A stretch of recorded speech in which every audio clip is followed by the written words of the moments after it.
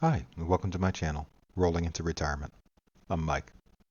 Thanks for joining me on this journey. I appreciate you being here. Today I thought I'd do a bit of a deeper dive into some game mechanics for one of the games on my shelf. I think it is really interesting to explore older game mechanics and see if there's anything we can learn from them or use in our games today. Ready? Okay. Let's get out our calculators and head down this rabbit hole.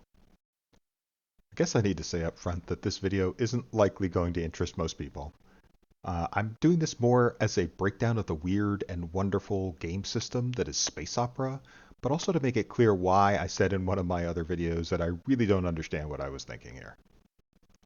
I tried to get my two sons, who I think were around 11 and 9 at the time, into this game. Again, what the heck was I thinking?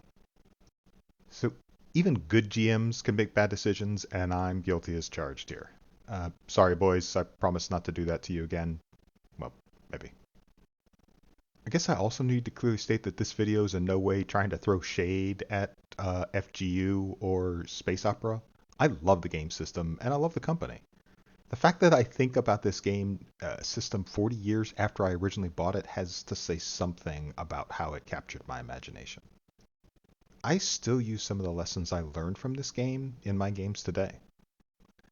There are a lot of other aspects of the system that I would like to get into, but today I thought I would focus solely on the character sheet, since it's really where every player will be introduced to the system. The character generation system in this game is unlike anything I had seen before, so it really caught my attention. In fact, I still think about this game and how cool I thought it was. The problem is, I like the idea of the game much more than the actual playing of it. I think the character creation system will start to make clear why that is. Let's make sure we all have the same starting point. First of all, what the heck is space opera? At its core, space opera is a science fiction role-playing game published by Fantasy Games Unlimited. The copy on my shelf is from 1980. It leans heavily into the hard sci-fi side of things, trying to be representative of reality in many cases, and abstracting when that isn't possible. It pulls heavily from science fiction stories from the 1950s, 60s, 70s, and 80s. The first core rulebook even references the Lensman series, for those who have heard of those fantastic books. So you may have noticed I said the first core rulebook a few seconds ago. I said that because the game actually has two core rulebooks, Volume 1 and Volume 2. Volume 1, which comes in at around 75 pages, deals primarily with all aspects of character creation. That's where we're going to spend most of our time today. Volume 2, which clocks in around 90 pages, includes many other topics, including equipment, space and ground combat, starship operations, commerce and economics, world generation, cultures, habitable planets, and even NPC races. It's amazing. There is a lot of information covered in these books, but I don't want to get off task in this video on all the other cool and weird stuff that these books contain. Let's stick to character creation in Volume 1 mostly. So, also, before we even get to what class we want to pick, we need to talk about the dice used in this game. This game uses various dice for different aspects of the game. In the game, you will be using a D6, a D10, a D20, and a D100 at different points of the process. Okay, with all that out of the way, let's start looking at character classes. We have several to choose from. They are Armsman, which is a warrior, Tech, which is a technician, Scientist Research, Scientist Medical, Scientist Engineering, and Astronaut, which is kind of a professional pilot. Because I always wanted to be an astronaut growing up, you know I'm going to be creating an astronaut character. I think I'm going to name him Neil for no particular reason. So, Neil first needs to figure out his personal characteristics, which are the mental and physical characteristics of the character that help him do his job. So, let's talk about the characteristics we need to figure out. The different stats are: first is physique, which refers to the stature or mass of the player. Strength, which is a measure of the sheer physical power of the character. Constitution, which measures the ability to resist disease and recover from injury and illness. Agility, which measures reaction speed. Dexterity, which is the character's manual coordination. Intelligence, which measures the character's problem-solving ability, memory, stuff like that. In space opera, intelligence also has a function like for learning for different skills. There's intuition, which is the character's sixth sense of potentially dangerous situations. Leadership is the character's ability to inspire others to follow him, even in a dangerous situation. Bravery is the ability to summon up physical courage and exhibit the mental toughness that you need. There's also empathy, which is how the character's personal aura is and how he interacts with the people around him. We also have psi or psionics, which is the manifestation of mental powers. We have general technical aptitude, which is abbreviated as GTA, which is the character's ability to comprehend and master certain skills. We have mechanical aptitude, which is abbreviated as Mech A, and this is the ability to master skills involving machinery. And finally, we have electronics aptitude, or Elec A, which is the measure of the character's ability to master electrical or electronic equipment. So with all of that other stuff out of the way, to create the character, the player rolls on a D100 table for each of the attributes and then adds modifiers depending on what profession class they choose. So that's what I'm going to do. My roll for physique is 90, which gives me a 16 on the table. My roll for strength is a 24, which gives me a 10 on the table. My constitution roll is 77, which gives me a 15 on the table. My agility is a 95, which gives me a 16 on the table. My dexterity is a 91, which gives me a 16 on the table. My empathy is an 8, which gives me a 0.4 on the table. I guess I am very antisocial. Intelligence is a 42, which gives me 11 on the table. My psionics is a 24, which gives me a 0.5 on the table. My intuition is a 97, which gives me a 16 on the table. My bravery is 87, which gives me a 17 on the table. My leadership is a 2, which gives me a 0.2 on the table. That is not a great start. My GTA is a 30, which gives me a 0.9 on the table. My Mech A is a 13, which gives me a 0.6 on the table. And my Elec A is 13, again, which is a 0.6 on the table. Now, because my empathy was a 0.4, I get the following statement, which makes me feel really great about myself. Empathically, the character is a loner who keeps very much to himself. Players should regard such a character as ranging from antisocial to outright psychopathic. The lower the score, the colder and more withdrawn the character should be in his impact upon others, which influences the general roleplay of such a personality by the player. Wow, I think I just created Eeyore or something. Oof, okay, whatever. Okay, now that we've rolled all of our initial stats, now I need to go back and add modifiers. So for the astronaut, I receive the following modifiers to my rolls. I get a plus 40 to Constitution, Dexterity, Agility, Intelligence, Intuition, Bravery, Leadership, and GTA. That being the case, when I add the 40 to my Constitution, that gives me a 19 on the table. When I add the 40 to my Agility, it gives me a 19 on the table again. All right, awesome. When I add my Dexterity, my 40 DM for Dexterity, that also gives me a 19 on the table. When I add the 40 to my Intelligence, that gives me a 15 on the table, which is good because I needed that. When I add 40 to my Intuition, that gives me a 19 on the table again. When I add 40 to my Bravery, that gives me another 19 on the table. When I add 40 to my Leadership, that gives me a 13 on the table, which is fantastic because my leadership roll was terrible. And when I add 40 to my GTA, that gives me a 13 on the table. All right, I'm doing okay now. So now that we have done all of those stats, we can now move on to the planet of birth. So first, we have to find the planet's gravity using a d20. So I roll a 16, which indicates that I am a native of a planet with standard Terran gravity, with a gravity field of 0.9 g to 1.1, 50% chance of increasing my strength or constitution, and a +1 to reflect the increased chance of development of physical power. Okay. All right. Since there's a 50-50 chance and it doesn't really say which die to use, I'm going to roll a d6. So I roll a 4, which indicates that I can increase my strength or my constitution by +1. Since my strength is my weak one, I've added +1 to make that now 11, and I record that on the record sheet. Okay, next we're going to do planetary atmosphere, which requires a d20.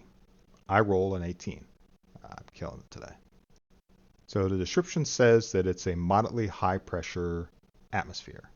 So again, I have a 50% chance of higher tolerance levels, but then it also refers me back to number 16.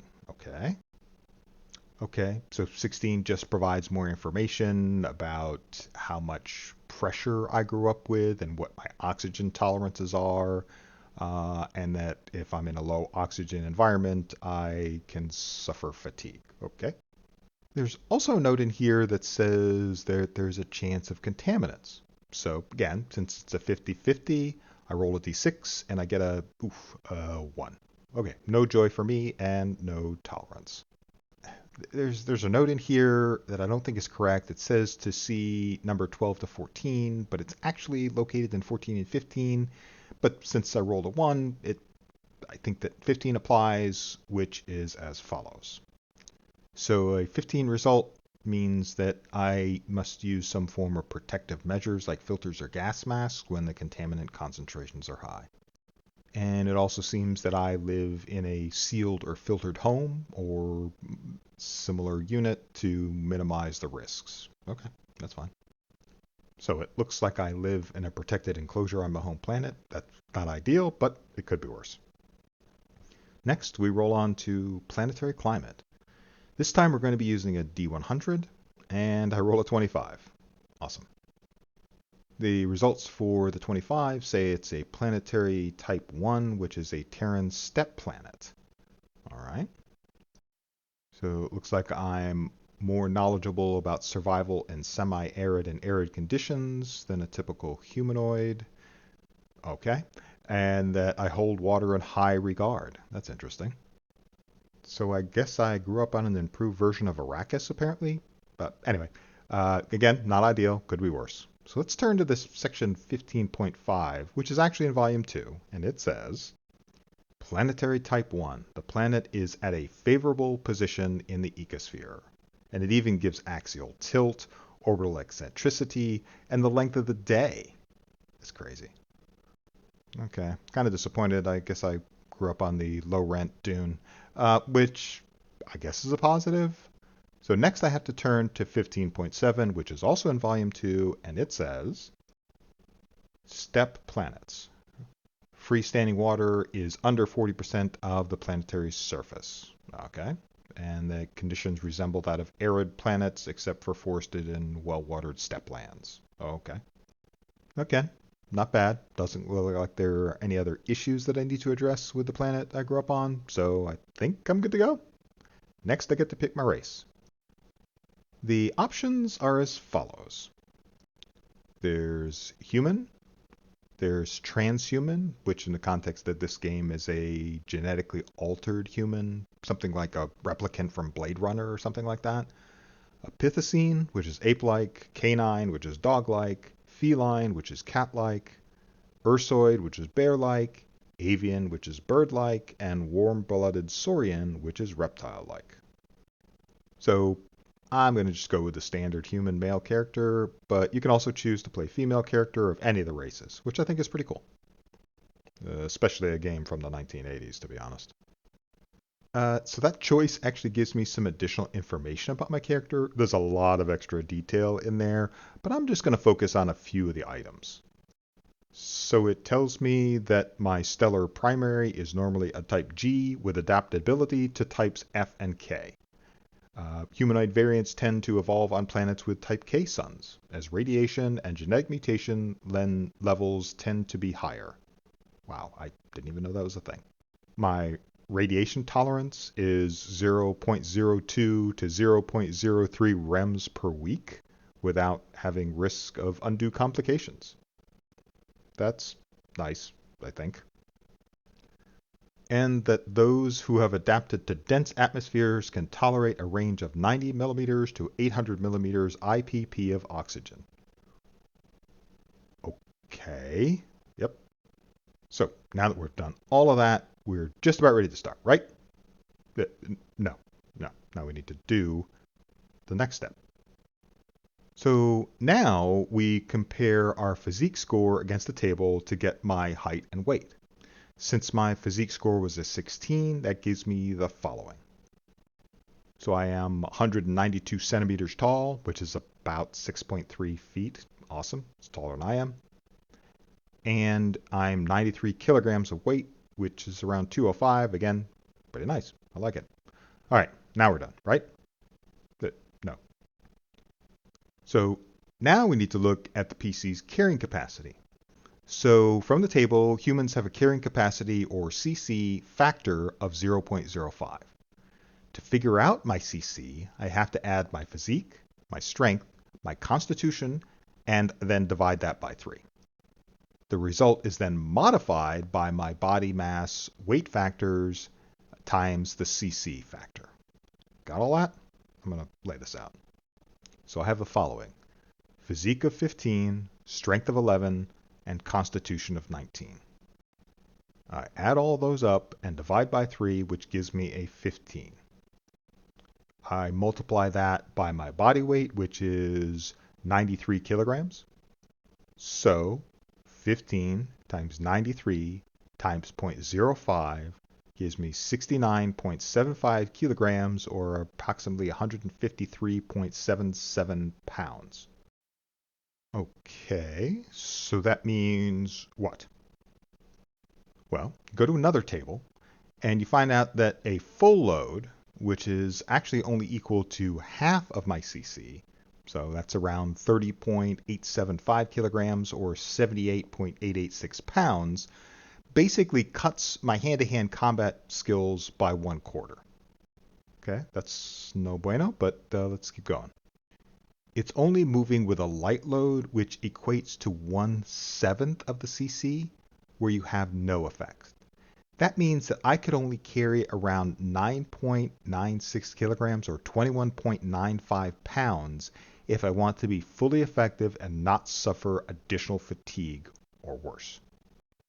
If the load exceeds 100% of the CC, you cannot move any further than 100 meters without resting. I'm telling you, there are some backpackers that would not agree with that. So there's also a lifting capacity, or LC, which is 2 times my CC. So I could theoretically lift about 139.5 kilograms or 307.54 pounds. So next we need to go to the damage factor, or DF. This is the character's ability to withstand physical injury. If you want to think about it, this is kind of like your character's hit points from other games. For humans, according to the table, it is a multiplier of 2.5. So the DF is computed by adding physique, strength, constitution, and PC body mass, then dividing by 10. The result is then multiplied by the racial DF multiplier. Okay, so my physique is 15, my strength is 11, my constitution is 19, my body weight is 93 kilograms. That equals 138 total. Dividing that by 10 gives me 13.8. So if I do 13.8 times 2.5, it equals 34.5. But since fractions are always rounded up, this really gives me a DF of 35. Death is presumed to occur whenever the DF of your character falls below 0. I can talk about damage and everything in a different video. That's a whole other thing. So there is a whole other rabbit hole I could go down related to character shock and wound recovery, but I just don't have the time to dive into that just yet. What we need to do now is figure out our character's stamina factor, or SF. So the SF represents the energy level of a character and impacts your performance under stress and physical exertion. The SF modifier for a human is 3.0. So the SF is calculated by adding the strength and constitution scores and then modifying by the SF multiplier. Okay, that being the case, I have a strength of 11 and a constitution of 19 for a total of 30. So 30 times 3 equals 90 for my SF. Just in case you're wondering, there are actually other modifiers for higher or lower gravity situations as well. You can kind of think as the SF as your action points or action economy for the character that you're playing. Every action, including just walking around, has an SF cost. So the almost last item we need to worry about is what is called the PC wind, or WF wind factor. WF is calculated as being 3 times my stamina factor. So in this case, 90 times 3 equals 270 for my WF. So walking recovers about 2 WF per minute, 3 if I'm walking on a trail. On the opposite side of that, running uses about 10 WF per minute, and maybe 8 if I'm running on a trail. So all of that, and we haven't even gotten into the career. So that's what we're going to do next. So now I can actually start my character's career. You may be shocked to know that there's a table for that. It uses a D20 to figure out your length of service. In this one, I roll an 8. So that translates to a career of about 7 tours or 14 years, with each tour being 2 years. Not amazing, but certainly not the worst. The game normally starts with a character in their last year of service for their career. So in my case, we're just going to be joining my character's life in the last year of their 14-year career. If I want to remain in the career, I have to roll 3d6 and compare it against the various enlistment requirements for the service that I'm in. There are, of course, modifiers that you can get to this roll. I won't go into that in this video. So there are multiple career paths in the game to choose from, and each has specific requirements for joining. We'll get to those in a second. First off, we have Starfleet, which is the space navy of the game. Yes, I know what you're thinking, and now you know one of the things that hooked me on this game as well. As part of Starfleet, we have the Space Marines, which are the elite assault forces of the Starfleet. Who doesn't like a good Space Marine? We also have Special Services Commandos, who are the elite Space Marines. There's some good choices here, but before I dive in, let's go and look at the other options. So second, we have the Bureau of State Security, better known as BOSS. BOSS is a paramilitary organization equivalent to like the US's FBI, MI5 in the UK, or in previous regimes in Russia, it would be the KGB. After that, we have the Bureau of Intelligence, also called BRINT. These are the intelligence gathering forces of the government. So anyone can join, but only astronauts can actually command BRINT starships. They also don't seem to like BOSS all that much. That's surprising. Next, we have the Interstellar Police Agency, or IPA. No, it's not a beer. It's actually a paramilitary organization similar to BRINT and Starfleet that maintains law and order in space and on the ground. They have their own navy, too. We also have the Interstellar Survey, which is charged with the exploration of deep space and charting new habitable planets. We have the Survey Scouts that are trained explorers assigned to the Interstellar Survey. We also have the Contact Service and Diplomatic Corps. These are the diplomatic and first contact personnel, and they need to have strong science skills in cultures, linguistics, stuff like that. Lower down the food chain, we have the Planetary Defense Forces, or PDF. They are the future equivalent of the Army, Navy, and Air Force of a planet. There's also an option for a planetary police force, independent explorers, merchant marine, and mercenary companies. So going back to my original dream job, I want to join Starfleet as an astronaut. To do that, I need to meet the following requirements. I need a strength of 10 plus, constitution of 10 plus, dexterity of 12 plus, agility of 11 plus, intelligence of 12 plus, leadership of 12 plus, and bravery of 12 plus. So looking at my character sheet, I have a strength of 11, got that, constitution of 19, no problem, agility of 19, no problem, dexterity of 19, no problem, intelligence of 15, no problem, bravery of 19, that's no problem, and leadership of 13, no problem. I knew they would love me. So now that I'm in, I actually now get to choose my branch. So now, since I'm an astronaut, I can eventually command a starship, so I want to start out in the executive branch. So to get a promotion, I need to roll a 9 plus on 2d6, and I roll it every 2 years. Since I already know that I have 7 terms, I will need to make 7 rolls for promotions. I start at the lowest rank, which is a rank grade 3, also known as a cadet 2. That rank gives me around 500 credits per month or 6,000 per year. I even get bonuses if I command a ship. That sounds awesome. The monetary units for this game are in credits, abbreviated as CR. I don't know where I've heard that before. Anyway, I need to figure out if I'm going to get promoted. So I need to roll a 9 plus on 2d6, and I get 7 rolls.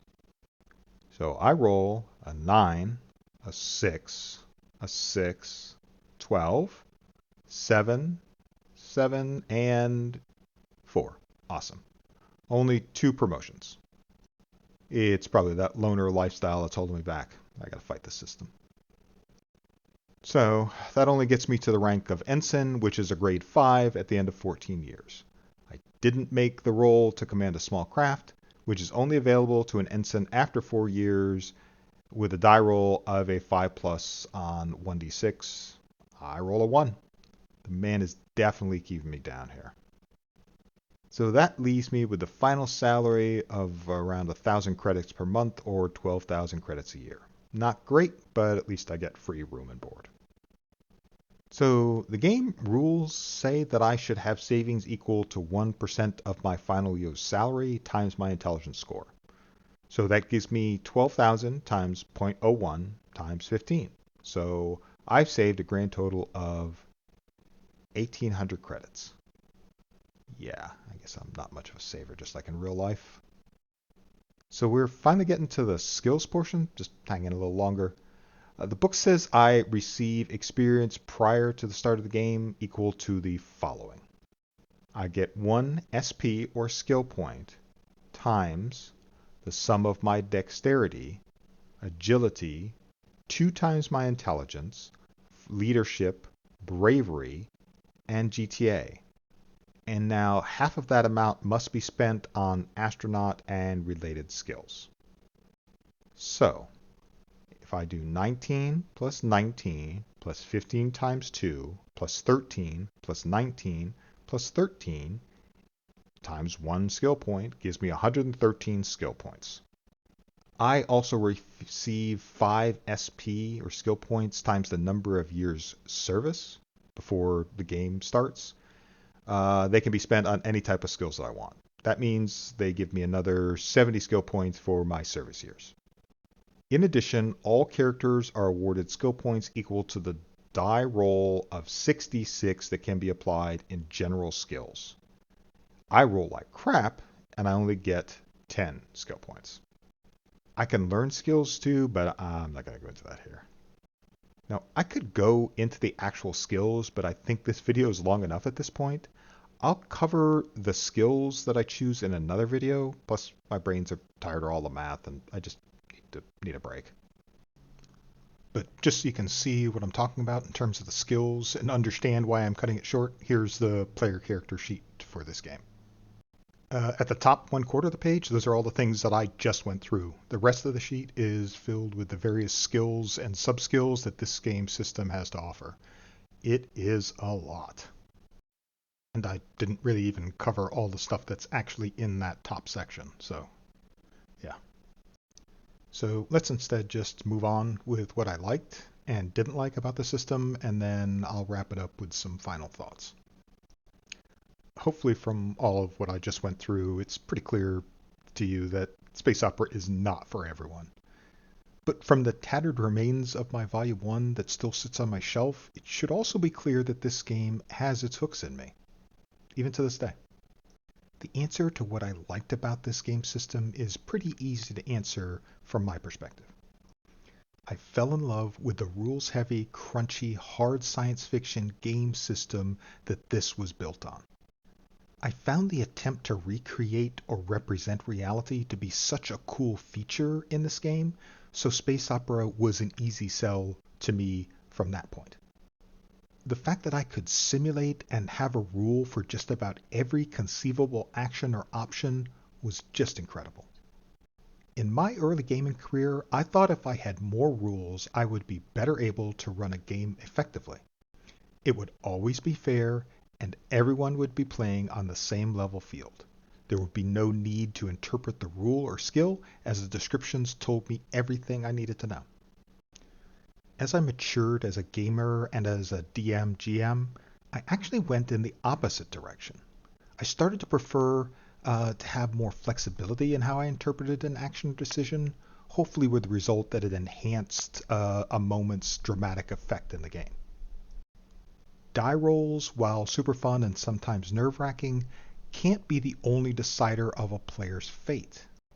Sometimes players just had better and cooler ideas that just didn't fit into a single skill check or single die roll. Space Opera just did the simulation aspect better than any other game I had access to at that time.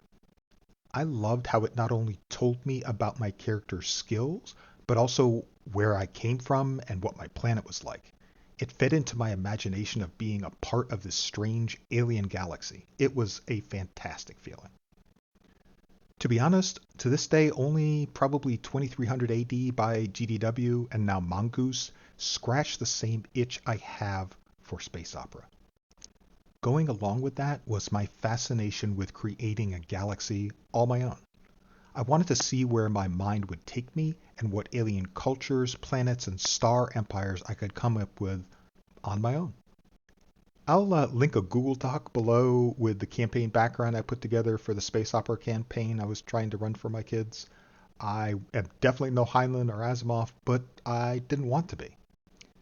I wanted to be creative, and the freeform setting of this game allowed me to be as creative as I wanted to be.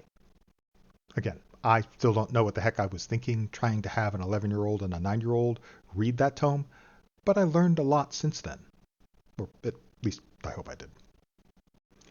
As with many things in life, there is the idea of something, and then there's the reality of that same thing. I absolutely loved the idea of space opera. I just had one minor problem. I sucked at math and hated it with a passion. And as you can see, this game has a lot of math to do on just about every level of gameplay. Once I started reading through the book and trying to create characters, I quickly realized that it just made my brain tired after a very short period of time. Tracking character status, stamina factor, wind factor, encumbrance, wound status, weapon type, ammo type, combat position, combat range, etc. just turned the entire combat sequence into a math puzzle that left me feeling more irritated than taking a pop quiz in math class. The glory of dazzling science fiction combat in a far-flung galaxy soon scaled down to needing a piece of sketch paper to write down the different numbers I would need just to determine if I could hit. And when all the modifiers and all the other things I needed to take into account were done, and a die was finally rolled, and I missed, It made the whole process seem hollow and a waste of time. There were simply too many modifiers and conditions to handle or track effectively. It also ended up turning character sheets into a complete mess in a very short period of time, with all of the notes and updates to things like ammo counts, wounds, etc. that you needed to keep track of. The whole process dragged out combat so that an entire session would revolve around a single combat encounter. The game devolved into more of a combat simulator with some minor RP wedged in between than the mighty science fiction epic adventure I had envisioned in my mind. It was a mistake to try to get my young kids to play this game, and as it is presented in the books, and I own that mistake. So it may sound, like I said, a lot of pretty negative things here about space opera, but that doesn't mean that this game doesn't have merit or value. To me, this game has a lot of value. First off, space opera played with the right GM, DM, and the right group that is interested in the realism, heavy aspect of the system would be a fantastic experience.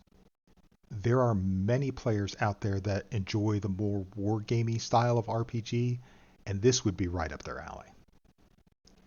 Secondly, the true depth and breadth of the information provided in the two core rulebooks is still, to this very day, fascinating to me in terms just of gaming history.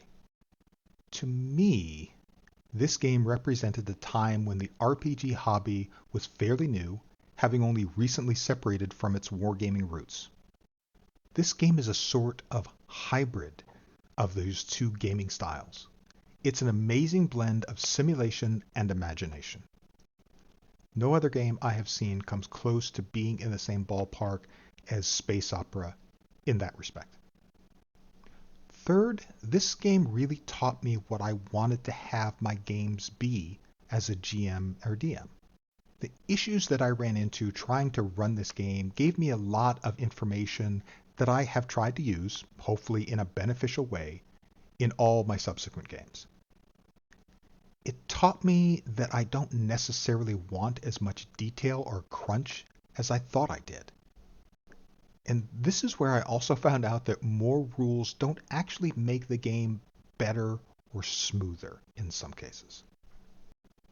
And last but not least, I love the information of many of the supplements that are available for this game. Supplements such as the Selden's Compendium of StarCraft volumes, Fasalt in Peril, Probe NGC 8436, and Star Sector Atlas II, the Mercantile League, still reside on my virtual bookshelf as reference materials. Those documents have provided endless sources of inspiration for many adventures, situations, cultures, and ships in my own games. I actually still use the Selden guides for the ship deck plans for some of my games. I love those supplements that much. To me, space opera taught me not only a bit about the history of the game, but also about myself and who I wanted to be as a GM in the future. It has also, to this day, provided me a near endless source of inspiration, imagination, or plain old reskinned ripoffs for my own games. That's why it is still on my shelf after all these years, and I hope it will be there for many more. I know this was a long video and I went into a lot of stuff, and I appreciate everyone that stuck around to the end. Thanks for stopping by and listening. I hope you have a great rest of your day and week ahead. Take care.